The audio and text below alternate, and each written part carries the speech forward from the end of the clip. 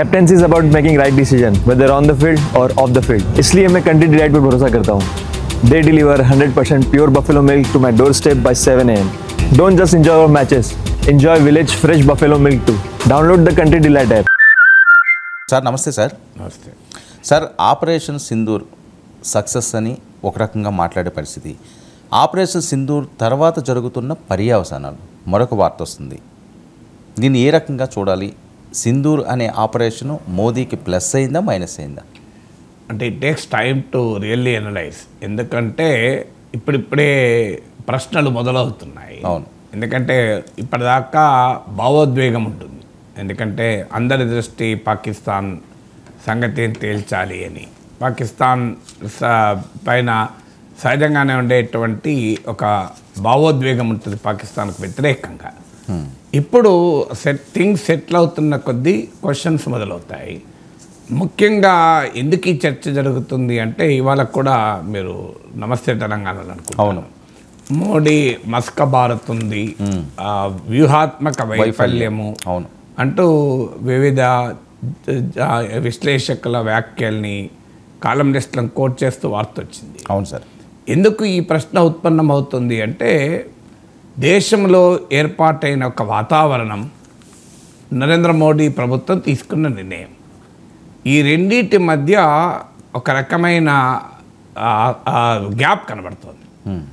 దేశంలో ఏర్పడినటువంటి వాతావరణం ఆ మాటకొస్తే మోడీ అభిమాన పరివారమే ఏర్పాటు చేసిన వాతావరణం, ఒక భావోద్వేగము, పాకిస్తాన్ పని అయిపోయింది, పాకిస్తాన్ సంగతి తేల్చేశాం, వాడి రావల్పిండి మిలిటరీ హెడ్ క్వార్టర్స్ పక్కనున్న నూర్ఖాన్ బేసే లేపేశాం, కిరాణా హిల్స్ ఏదో ఉన్న న్యూక్లియర్ స్టోర్ని లేపడి అటాక్ చేశాం, పాకిస్తాన్ అయిపోయింది పనిగా, పాకిస్తాన్ ఆర్మీ ఇక సోషల్ మీడియాలో అసీం మునీర్ చచ్చిపోయిండు, షబాజ్ షరీఫ్ బంకర్లా దాక్కున్నాడు, ఇలాంటి అన్నీ కూడా వచ్చాయి. సో ఈ స్థాయిలో ఒక వాతావరణం క్రియేట్ అయ్యాక పాకిస్తాన్ పని అయిపోయింది, పాకిస్తాన్ పైన భారతదేశం మిలిటరీ సుపీరియారిటీ సాధించింది నిజం, అనుమానం లేదు. ఆపరేషన్ సింధూర్ స్పష్టంగా పాకిస్తాన్ పైన భారతదేశ మిలిటరీ సుపీరియారిటీని స్పష్టంగా ఎస్టాబ్లిష్ చేసింది. కానీ దీన్ని ఇంకా ఎక్కువ చేసి పాకిస్తాన్ పని అయిపోయింది, ఇక తీవ్రవాదులు లేకుండా చేసి ప్రశ్నం. మీకు ప్రైమ్ మినిస్టర్ కూడా ఉన్నాడు చూడండి, సింధూరాన్ని చెరిపేస్తే టెర్రరిస్టుల హెడ్ క్వార్టర్స్ని లేకుండా చేశామని. సో ఈ వాతావరణం క్రియేట్ చేశాక, అంటే మిలిటరీ సాధించిన ఒక గొప్ప విజయం, మిలిటరీ సుపీరియారిటీని ఎమోషనల్ పాలిటిక్స్ వైపుగా మళ్లించాక దాని ఆబ్వియస్ కాన్సిక్వెన్స్ ఏముంటుందంటే, మరి ఎందుకు ఆపారు? మరి ఇంత విజయం సాధించాం కదా. సో పాకిస్తాన్ పని అయిపోయింది, పాకిస్తాన్ కోలుకోలేని దెబ్బ, పాకిస్తాన్ ఎయిర్ బేస్ల ధ్వంసం, పాకిస్తాన్ న్యూక్లియర్ స్టోర్ పైననే అటాక్ చేశాం, అది ప్రభుత్వం చెప్పలేదు కానీ మీడియాలో సోషల్ మీడియాలో వచ్చింది. పాకిస్తాన్ ఆర్మీలో విభేదాలు, అసీం మునీర్ పైన తిరుగుబాటు దాదాపు ఏ పరిస్థితి, పాకిస్తాన్ ప్రజలే తీవ్రంగా ప్రభుత్వాన్ని ఆర్మీని ప్రశ్నిస్తున్నారు, పాకిస్తాన్ ప్రపంచవ్యాప్తంగా ఐసోలేట్ అయింది, ఆఖరికి ముస్లిం దేశాలకు కూడా పాకిస్తాన్కు మద్దతుగా రాలేదు, Chinese made air defence Pakistan కాపాడలేకపోయింది, F-16 JF చైనీస్ మేడ్ యుద్ధ విమానాల్ని కూలగొట్టాం, మన S-400 ఎయిర్ డిఫెన్స్ వ్యవస్థ, మన ఆకాష్ ఎయిర్ డిఫెన్స్ వ్యవస్థ అద్భుతంగా రెసిస్ట్ చేశాయి. అసలు టెర్రర్ హెడ్ క్వార్టర్స్ మునీర్కే బహవల్పూర్ని అటాక్ చేశాం. పాకిస్తాన్ పని అయిపోయింది అనే వాతావరణం ఏర్పడ్డాక మరి ఎందుకు ఆపారనే క్వశ్చన్ ఆటోమేటిక్గా వస్తుంది కదా. అవును. ఎందుకు ఆపడం కరెక్టా కాదా అని నన్ను అడిగితే అది వ్యూహాత్మక నిర్ణయం, అది ప్రభుత్వ ప్రెరగేటివ్, మనము స్టూడియోలో కూర్చొని డిసిషన్ తీసుకోలేము అన్నది నా స్టాండ్. ఎందుకంటే మనకున్న ఇన్ఫర్మేషన్తో పోలిస్తే ప్రభుత్వానికి చాలా ఇన్ఫర్మేషన్ ఉంటుంది. అందువల్ల ప్రభుత్వం వ్యూహాత్మకమైన అంచనా వేసే కాల్పుల విరమణ దేశ హితమని భావించే బహుశా నిర్ణయం తీసుకొని ఉంటుంది అని నమ్మతాం కదా. సో ఎప్పుడైతే ఈ క్రియేట్ చేసిన భావోద్వేగ వాతావరణం, జింగోయిజం అంటారే, సో ఆ రకమైన భావోద్వేగ వాతావరణం సడన్గా తీసుకున్న నిర్ణయం, ఈ లోపల ట్రంప్ వ్యాఖ్యలు, ఒక వాతావరణాన్ని అయితే క్రియేట్ చేశాయి. మంచి అవకాశాన్ని వదులుకున్నామా అని. ఇప్పుడు మీకు జియో స్ట్రాటజిస్ట్ మీ బ్రహ్మచలాని ఇలాంటి వాళ్ళు ఇవాళ ఈ వార్త కూడా కోట్ చేశారు. బ్రహ్మచలాని కామెంట్స్ కూడా ఇండియా తన అప్పర్ హ్యాండ్ వదులుకుంది అని. ఎందుకంటే ఎవరికీ అనుమానం లేదు పాకిస్తాన్ మళ్ళీ లేవదని, తీవ్రవాదం మళ్ళీ పడగ విప్పదని, తీవ్రవాద దాడి భారతదేశంలో జరగదని, పాకిస్తాన్ జరపదని ఎవరికైనా అనుమానం ఉందా? పాకిస్తాన్ వైఖరులు మారిందని ఎవరికీ అనుమానం లేదు. కానీ మరి ఇది ఎంతకాలం? దానికి ఆన్సర్గా మోడీ మరోసారి దాడి చేస్తే ఇక పాక్ వినాశమే. మరోసారి ఎందుకు దాడి చేయాలి? ఇప్పుడే చేయొచ్చు కదా. మరోసారి దాడి చేస్తే ఇక వినాశమే. ఇవాళ చూడండి పతాక శిఖర్ పేపర్లో మరోసారి దాడి దాకా ఎందుకు ఆగాలి? అంటే మన ప్రాణాలు ఇంకా పోవాలా? పహల్గాం దాడికి వినాశాన్ని చూపించవచ్చు కదా. మరోసారి దాడి చేస్తే వినాశమే అని ప్రధానమంత్రి మాట్లాడుతున్నారు అదంపూర్ నుంచి. నాలాంటి వారికి వచ్చే సాధారణ ప్రజలకు వచ్చే ప్రశ్న ఏంటంటే, మనకు పాకిస్తాన్ను నాశనం చేసే సామర్థ్యమే ఉన్నప్పుడు మరో దాడి దాకా ఎందుకు ఎదురు చూడాలి? ఇదేమీ మనకు కొత్త కాదు కదా. యూరిలో దాడి చేశారు, సర్జికల్ స్ట్రైక్ జరిపాము, అయినా వాడు మారలేదు. పుల్వామాలో దాడి చేశాము, అయినా పుల్వామాలో మళ్ళీ దాడి చేశారు. ఈసారి బాలాకోట్ స్ట్రైక్ చేశాము, అయినా వాడు మారలేదు. పహల్గాం దాడి చేశారు, మనం ఆపరేషన్ సింధూర్ చేశాం, మళ్ళీ ఇంకో దాడి కొరకు ఎదురు చూద్దామా? ఇది ప్రధానమంత్రి వ్యాఖ్యలపైన సోషల్ మీడియాలో నెటిజన్లు అడుగుతున్న ప్రశ్న. మరో దాడి చేస్తే పాకిస్తాన్ ఇక వినాశమే. పాకిస్తాన్కు లక్ష్మణ రేఖ. ఆల్రెడీ ఇలాంటి రేఖలు చాలాసార్లు గీసాం కదా. వాడు ఆల్రెడీ బాలాకోట్ స్ట్రైక్ లక్ష్మణ రేఖ కాదా? సర్జికల్ స్ట్రైక్ లక్ష్మణ రేఖ కాదా? కానీ ఆనాటి లక్ష్మణ రేఖను రావణాసురుడు దాటలేదు. కానీ వీడు రావణాసురుడిని మించినోడు కదా. సో ఆ లక్ష్మణ రేఖలు దాటుతున్నాడు కదా. మరి ఇంకా ఎందుకు ఇంకో దాడి కొరకు ఎదురు చూద్దామా? సో పాకిస్తాన్ సర్వనాశనం అయిపోయిందని ఒకవైపు చెప్తున్నారు, పాకిస్తాన్ కెపాసిటీ మొత్తం పోయిందంటున్నారు. పాక్ ఆర్మీ చతికిలబడి పాదేయపడి బతిమిలాడి కాళ్ళ బేరానికి వచ్చి ప్లీజ్ ఆపుదామని అన్నదన్నారు. అమెరికా దగ్గరికి వెళ్ళి ఎట్లనే ఆపండి అన్నారు. అలాంటప్పుడు ఇంకా పాకిస్తాన్ ఎందుకు వదులుతున్నారు? సో అంటే ఆ కమ్యూనికేషన్లోనే ఉండే కాంట్రడిక్షన్ ఇది సార్. నీ ఒకవైపేమో చేస్తున్న కమ్యూనికేషన్ ఏంటి, చేస్తున్న కాంట్రడిక్షన్ ఏంటి? దీనికి తోడు మోడీ ఇప్పటికీ కూడా ఆవేశపూరిత భావోద్వేగపూరిత ప్రసంగాలకే పరిమితమవుతున్నాడు. సో మీకు నరేంద్ర మోడీ స్పీచ్ కావచ్చు, తర్వాత ఇప్పుడు 2 స్పీచ్లు వచ్చాయి. ఒకటి దేశ ప్రజలు ఉద్దేశించేసిన ప్రసంగం, ఒకటి సైన్యాన్ని అదంపూర్లో ఉద్దేశించేసిన ప్రసంగం. ఈ 2 కాంటెక్స్ట్లో కూడా emotional context I can understand. కానీ ప్రజలు కోరుతున్న ప్రశ్నలు ఏంటి అంటే, ప్రజలు కోరుతున్న సమాధానం ఏంటి? మన సైన్యం బుద్ధి చెప్తుంది, మన సైన్యం సంగతి తేల్చింది, మన సింధూరాన్ని చెరిపేసిన వాడి అంతు చూస్తాం. ఇవన్నీ అయిపోయినాయి, అంతు చూసేశారు మన మిలిటరీ. ప్రైమ్ మినిస్టర్ స్టేట్ భావోద్వేగపూరిత వ్యాఖ్యలు కాదు, ప్రజలు చూశారు కదా మన బ్రహ్మోస్ క్షిపణి చేసిన పాకిస్తాన్లో సృష్టించిన బీభత్సం. అది చాలు ప్రజల భావోద్వేగానికి. ప్రధానమంత్రి వ్యాఖ్యలతో ఆనందపడే దశలో, సంతృప్తి చెందే ప్రజలు భారతీయులు లేరు.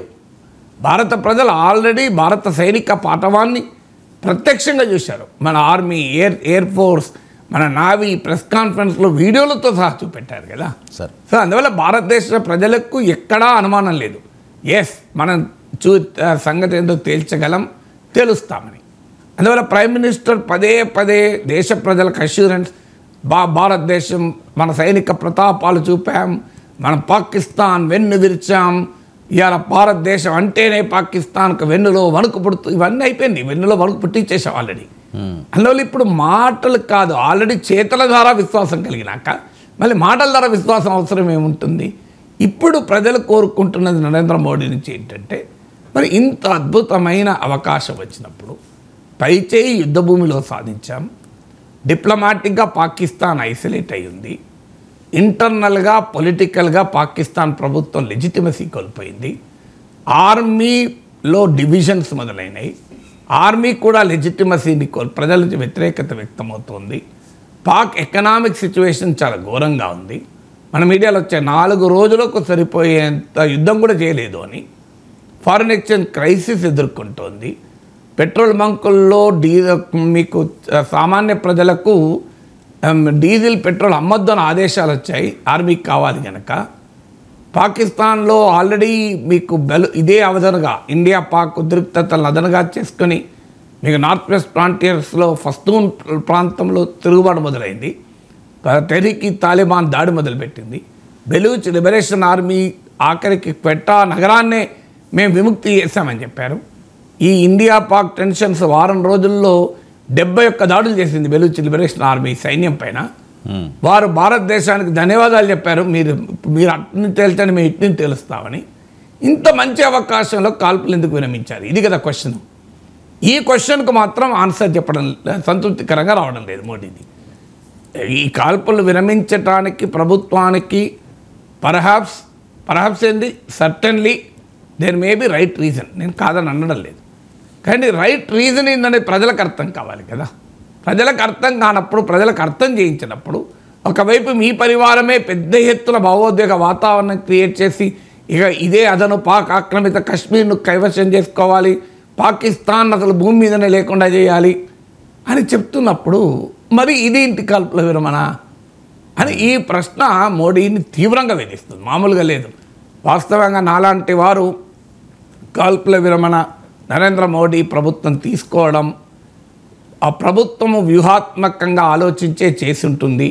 It is the governments prerogative, మనం కాదు నిర్ణయించాల్సిందంటే నన్ను కూడా అడుగుతున్నారు, ఏం సార్ మీరు కూడా ఎందుకు సమర్థిస్తున్నారు మోడీ నిర్ణయాన్ని? మోడీ ఇంత లెట్ డౌన్ చేశాడు కదా కంట్రీని. నరేంద్ర మోడీ సరెండర్ మోడీ అని చెప్పి అటాక్ జరుగుతోంది, మీరు మా తప్పంటున్నారు. మోడీ రాజీ పడ్డారన్నదాన్ని ఒప్పుకోవడం లేదు. ఇదేంటి అని నా పైన అటాక్ లేదు, రివర్స్ ట్రోలింగ్. ఎందుకంటే ప్రజల్లో ఆ రకమైన భావోద్వేగం ఉంది. ఎందుకంటే ఎప్పుడైనా లా ఆఫ్ డిమినిషింగ్ రిటర్న్స్ అంటారు.